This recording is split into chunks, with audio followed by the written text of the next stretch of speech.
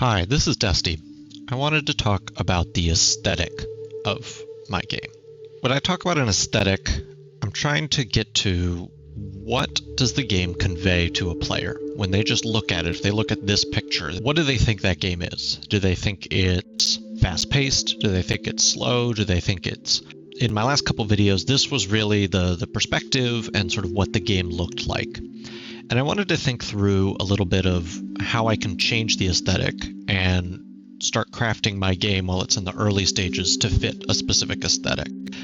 So I wanted to get to the three main aspects of my game. I've thought a lot about this, and I think this sort of dwarven pub simulator first is about cooperative chaos and communication. So the games I think are in inspiration. Both of those are games where you're working with other players. It's intended to be chaotic. There's intended to be too many things to solve at once. And that's the whole design, is that's what forces you to cooperate and sort of put strain on the players. But one of the other things I want to incorporate is crafting. And that doesn't necessarily just mean a Minecraft system. It doesn't mean just adding two things together like an Overcooked. I wouldn't really call that crafting. That's just the mechanic.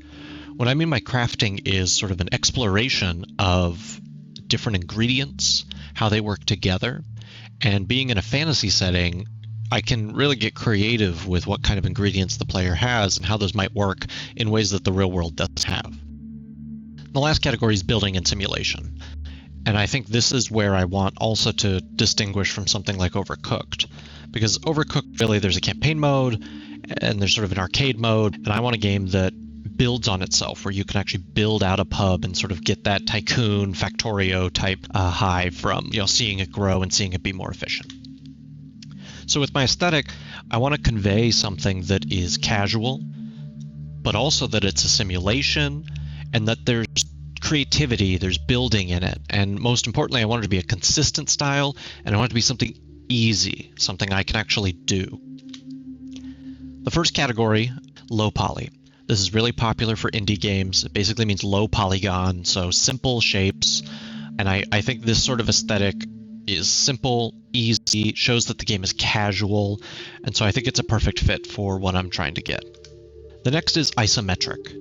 I think isometric games often are sort of tactical, strategy, simulation type games, and I think seeing a game in this viewpoint just automatically flags to the player that this has some tactical depth or it has sort of a simulation element to it. And I think the isometric style works really well with low poly.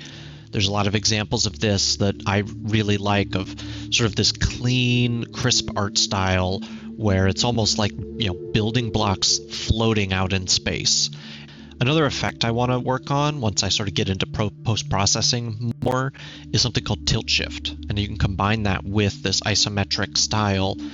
And tilt shift, basically, it's a way of blurring the top and bottom of an image so that the middle components, they look miniature. So you'll see video footage of things like this where it almost makes everything look like tiny little toys. And so I really like the idea of combining that with this low poly isometric art style to sort of give the perspective of, this big bustling dwarven city, and you're running a pub with lots of little guys running around in it. What I was able to do is this. Really, all this is the exact same map you saw in that first screenshot, and I just rotated the camera over, lifted it up, and angled it back down. And then the main thing is I switched the camera to an orthographic view, which basically just flattens it out a little bit, and it's created this cool sort of cartoon-like flat aesthetic. The game's really the exact same as far as Unity is concerned, and it's just a matter of changing perspective. And I think this has a lot more of a crisp aesthetic and really conveys, I think, what this game is supposed to be to a player. Now, the other thing I've been working on, building. Because I think any simulation type game is going to have building. And so players are able to actually put and remove tiles and interact with them. And the game will detect which room the player's in, which I can use later for different logic. So go ahead and leave a comment if you think this is cool, if you think of a cool way to sort of incorporate that into the pub building genre. And sorry, the cat is very mad about dinner. But if you like this video or you like any other videos, please go ahead and hit that subscribe button and like the video. That helps sort of start generating a little bit more traffic to it, which would be nice to start reaching out and getting a little bit more perspectives on it. So thank you for your time. Thank you for watching, and have a great day.